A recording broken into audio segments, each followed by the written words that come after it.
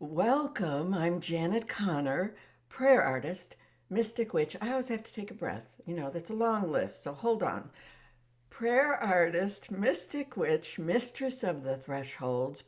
By the way, mistress of the thresholds simply means that the playground for me and you and all of us is the mystical theta brainwave state, and the producer and director in the theater of the miraculous. And the list could keep going, but I think it's time for me to stop because Hilda Moore would like to introduce herself. She thinks this is her channel, and I think she might be right. So, Hilda Moore, this is Hilda Moore of Weird. Hilda Moore of Weird is a needle felt witch doll created by the grandmother of creativity in Shropshire, England, Polly Patton Brown.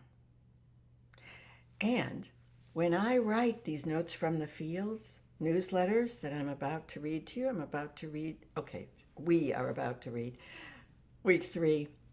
I used to, as I was writing, anybody that's a writer understands this. You need a place for your eyes to go while you're thinking, waiting for a word to arrive. And I used to have a Greek icon painting of Gabriel and Michael right there. So I could always just look up, and I would always look into Gabriel's eyes, not Michael's. Now I moved them, and they're on that wall. And I don't know why. I expected when I was starting to write the newsletters for 2022 that I would look over. I don't. This seems a little convoluted, but I noticed myself doing this. She always sits right here, right? With Joan.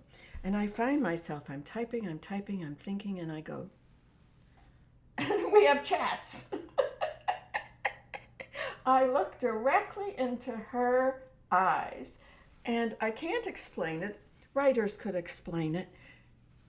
Whatever you're staring at, looking at, painting, something precious, you must have something sacred around you so that that's where your eyes goes. Because if you're just staring at the white screen, the new idea doesn't have a way to surface.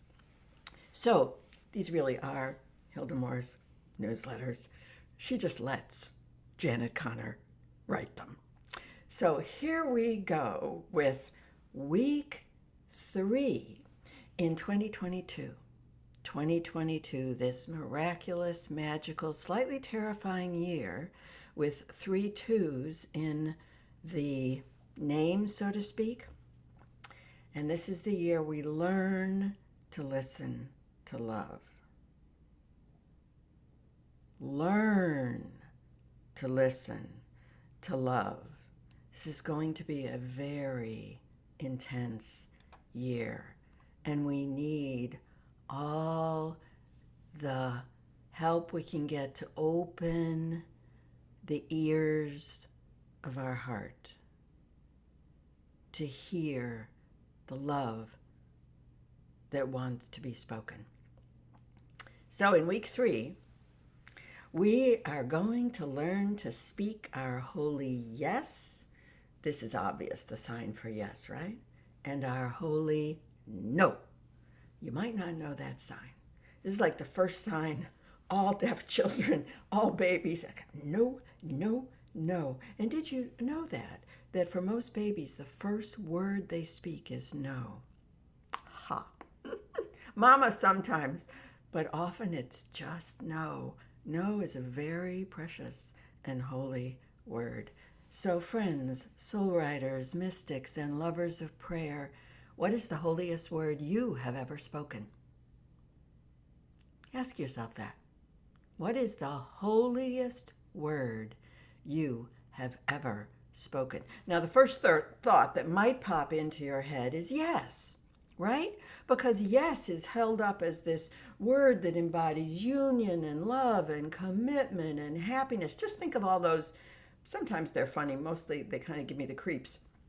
All those proposal videos, kind of outrageous, radical proposal videos, and they always end with, she said yes. Now, I love saying yes. You do know, if you have been reading these Notes from the Fields newsletters for now, how many years? Over a decade? No, way over a decade. You know I love saying yes.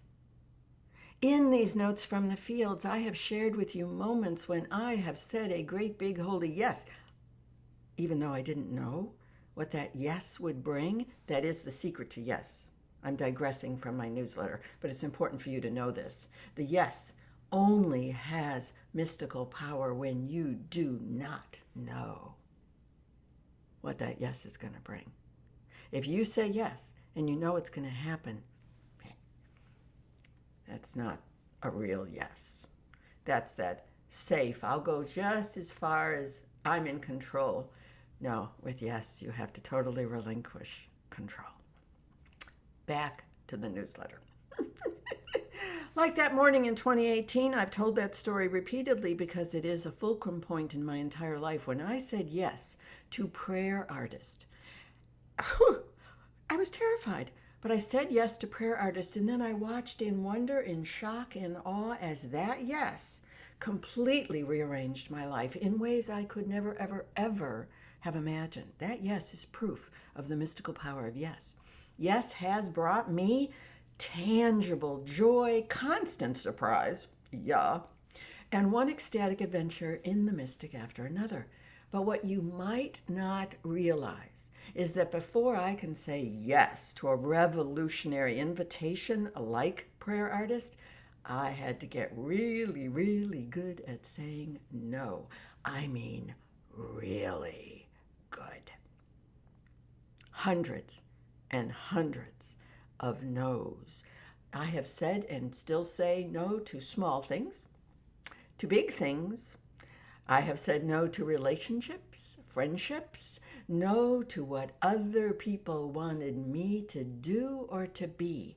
I had to become an expert at no. Now, I first learned the necessity of no and the power of yes from Marion Woodman. Do you know who Marion Woodman is? She was a famous Jungian analyst, feminist, author, teacher, guide, with a particular expertise in addiction. She herself had come to the brink of death because of her anorexic addiction. Now, for several years, like maybe 8 years, whenever I was in the car, I would listen to Marion Woodman. She had a CD set from Sounds True called Sitting by the Well, and it's just a compilation of talks she has given over the years. She's also written a gazillion fabulous books. Here's just one: Dancing in the Flames, the Dark Goddess in the Transformation of Consciousness. She's so my kind of girl, Marion Woodman. So I would just be sitting in the car listening and listening and listening, and I didn't know why. I had lots of other CD sets I could listen to. Why did I need to hear Marion Woodman's voice? I didn't know, but I knew I did, and so I got in the car and turned on Marion Woodman. And slowly, after hearing her say something multiple times, her words would enter my body and touch me and change me at a cellular level. Now, thinking back to all those hours with Marion, I realized that I heard her say two things in particular that created a foundation in me that is now coming to fruition all these many years later in this first prayer intensive in 2022, Free Your Voice.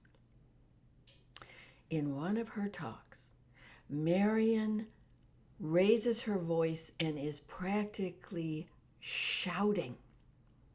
For an addict, there is just one question: do you want to live or do you want to die? I have never heard anyone put it so succinctly, and my whole body shakes in recognition of the truth of this question, because I know this question. For years, I watched my husband pretend he could avoid it. But the question would not step back behind the curtain. And you know from reading, Writing Down Your Soul, that he died from addiction at 56. He just could not say yes to life. Marian said one other thing that has stayed with me as a very profound teaching on no. She was talking about approaching the last decade of her life. She died several years ago. I think she was maybe 98. She was approaching the last decade of her life and talking about needing to use a sharp sword. Can we use this as your sharp sword? I love this. She specifically used that language, sharp sword, to carve out time in her days for what really mattered to her. Now, when Marian's about to tell you something that really matters, she raises her voice. She's shouting again. And she shouted, "I will not die without completing my holy work." So, Marian said she had to say no to sending Christmas cards. Christmas cards? That may not sound like a very big no to you. It certainly didn't sound like a big no to me, but it was huge for Marian Woodman. For dozens and dozens of years, she had sent hundreds and hundreds of cards. For her, Christmas cards were this ritual, this sweet solstice time ritual of love and communication and connection. I could hear the weight of this decision in her voice, but also the unshakable conviction I must say no to the Christmas cards in order to say yes to my final work. Well, this image of her sharp sword helped me get out my own sword and say no to people and activities that were taking my time away from my holy work, which is writing. Okay, and doing, okay. And speaking on YouTube with Hildemore. In 2003, I was trying to straddle my old life as a human resource consultant with the income that came with being a human resource consultant with my new life as a writer, which did not have any income. And I abruptly walked away from a group of friends, people I really loved, in an organizational development community that we had formed to meet every month to support one another and share some radical new organizational development ideas. They were shocked, angry. But for me, the decision was sword sharp. It happened in the middle of a meeting one day. We were all talking, and I suddenly realized I'd rather be writing. Well, that no led me to march straight into my bank and close my human resource consulting business account, even though I had absolutely no idea how I was going to make a living. I needed to say no physically to that bank account. And then within a year, I found an agent. Want to guess what her name was? I mean, what are the chances? Marian. I didn't connect those dots until I was writing this notes from the field for you. I think that's pretty funny. And she worked very, very hard to sell my first project, Spiritual Geography, to the major publishers. It didn't work out, but that got me an invitation to write a column every week for a very large website on religion and spirituality. It doesn't exist anymore, but that's how I became a writer. Well, that led to getting the contract for Writing Down Your Soul. Now, along with that contract, as happy as I was, there came another yes or no, Janet, fulcrum point. My boyfriend at the time, who was very, very dear to me, invited me to come on a long vacation with him in the woods in Canada. That sounded like fun. But I tuned into my body. And my body clearly demanded to sit right here in this chair in front of that monitor and Writing Down Your Soul. Saying no to the vacation eventually led to saying no to the relationship. Now, aren't you wondering? Did saying no to the consulting group and no to the boyfriend make the big yes to my life as a writer possible? I am absolutely certain that these are connected, because when I said no to people and situations that are pulling me away from writing, I was really saying yes to Janet, yes to myself, yes to me as a writer, yes to my holy work. Now, long after I had become pretty proficient at saying no and yes, I interviewed Matthew Fox on my original radio show, The Soul Directed Life. I'd had him on several times because he's kind of a prolific author. And I prepared by reading his current book. I wrote a script. I sent him questions. But here's the thing about interviewing Matthew Fox: you never know. You can send him a script till the cows come home. You never quite know where the conversation is going to go. And sure enough, he talked about what he wanted to talk about, which was the mystic's yes and the spiritual warrior's no. I sat straight up. And Matthew, just like Marion, raised his voice and he said, "You cannot say the mystic's yes until you are an expert at the spiritual warrior's no. No creates the path to yes." So, when Cameron Alteris and I, make sure you read last week's newsletter or listened to last week's reading of it here on the, what are we going to call this thing?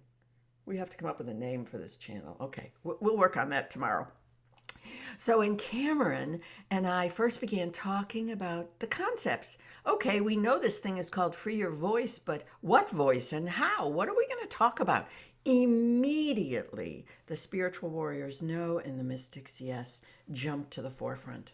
So, in Free Your Voice, I'm going to share my personal experiences and my prayers around these two most holy words, and I will be guiding you into deep soul experiences and deep soul writing questions to help you free your voice to hear your and speak your mystic warriors no and mystics yes and spiritual warriors no.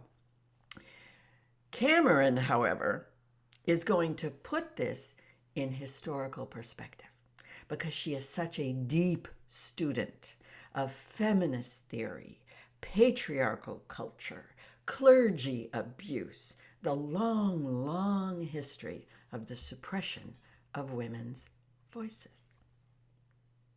So, would you like to meet Cameron?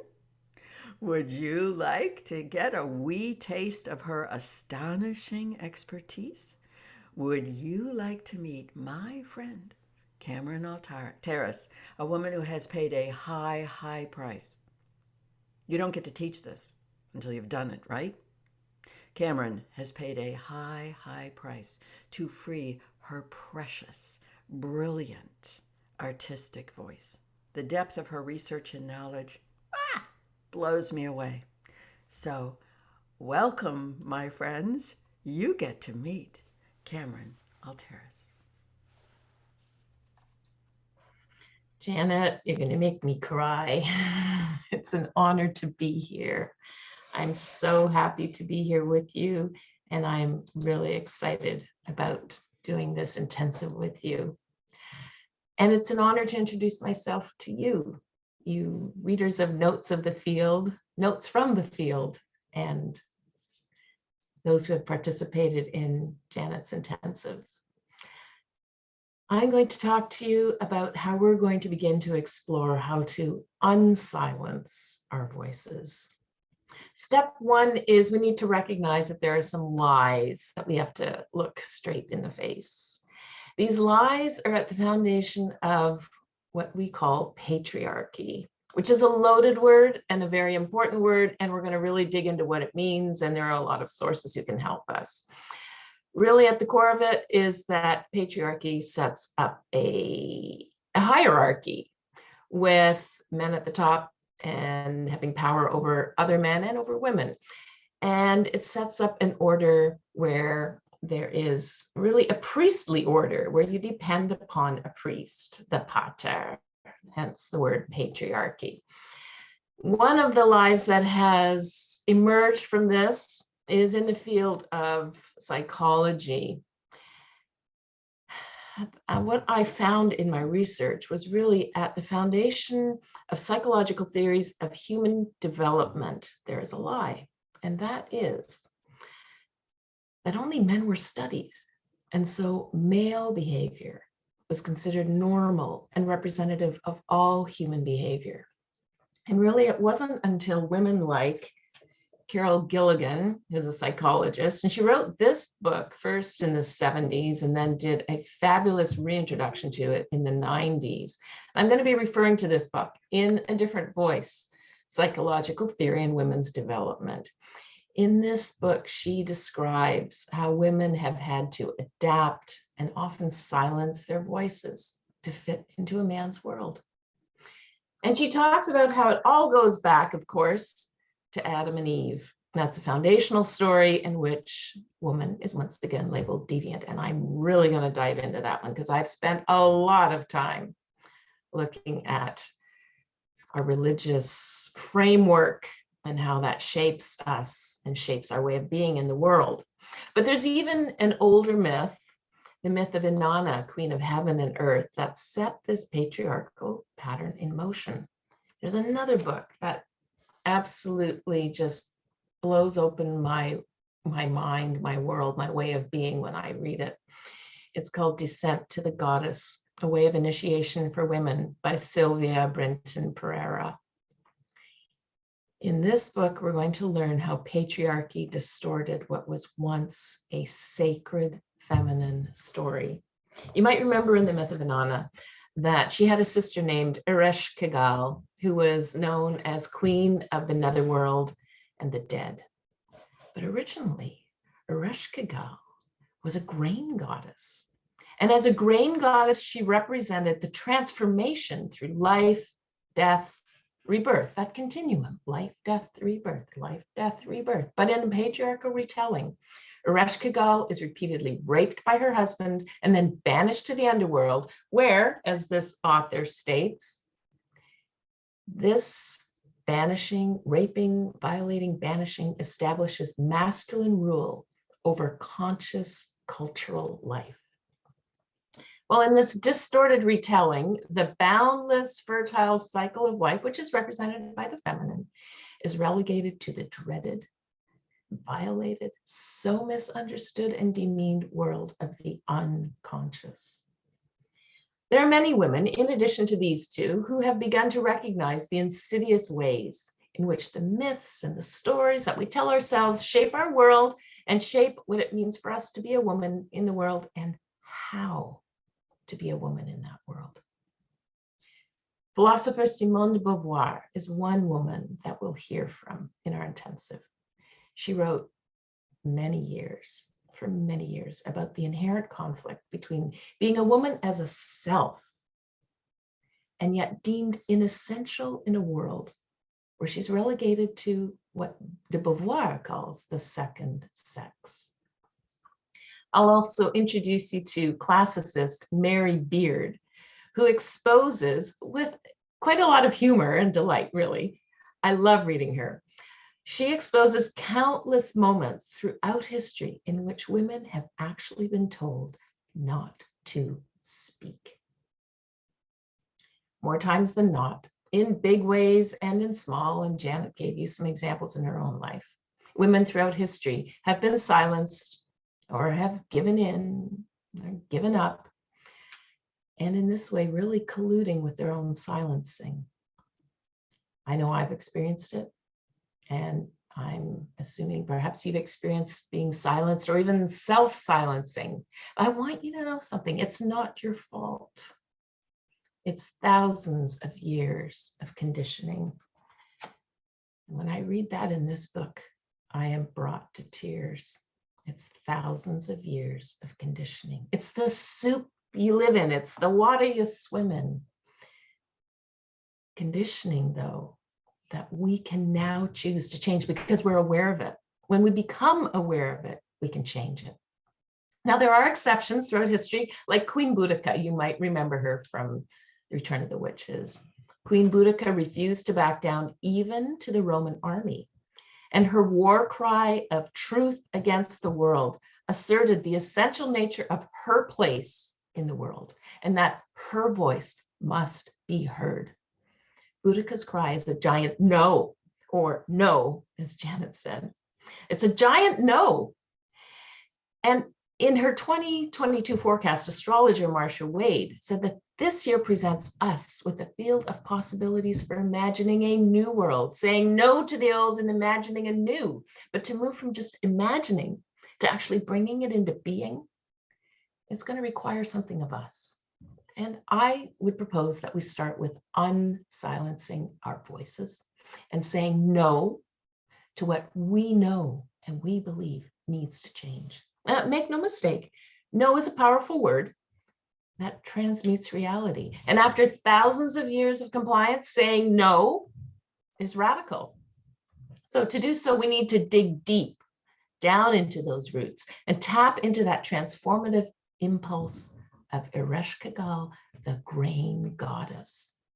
To resist the impulse to continue living along the submissive patterns which have seeped from one generation to the next, whether it's in our families, in our communities, in our religions, in our world. There are these patterns that have seeped from one generation to the next.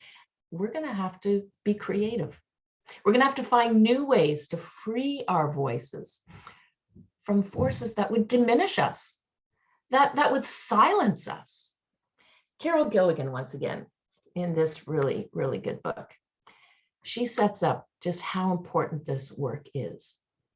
I'm going to quote from it. She says, "I have become increasingly aware of the crucial role of women's voices in maintaining or transforming a patriarchal world." Do we want to maintain it or do we want to transform it? I invite you to step into this new year by exploring the radical possibilities of how we can change the world when we free our authentic voices, our beautiful voices, our powerful voices, when we speak our holy yes and our holy no with conviction. Oh, I am on fire. I have both those books I'm going to be researching, but don't worry about, oh my God, I have to have a whole library of books. Cameron has done the research for you, and we will be providing everyone with a PDF every single week with the important excerpts and points from how to free your truth voice, ancestral voice, and creative voice. And we begin with Cameron's sister, Charla. We're going to open learning to free our physical voices. Did you enjoy meeting Cameron and hearing her read? And of course, when Hilda Moore and I say read, you know this now from watching these. There's always so much more, because I can show you the books I'm talking about and I can add a little something. These are a very rich experience of notes from the field. And Hildemore and I very much enjoy spending this time with you to bring you notes from the field in this unique and precious way. Listen to your body. Go inside. There's a mystic's yes asking you to free your holy voice. Right below, you can register for your voice. You can sign up for the newsletter. There's all kinds of goodies here on Hilda Moore's YouTube channel. I'll see you next week and hopefully on opening night, January 25th, to free your holy, holy voice.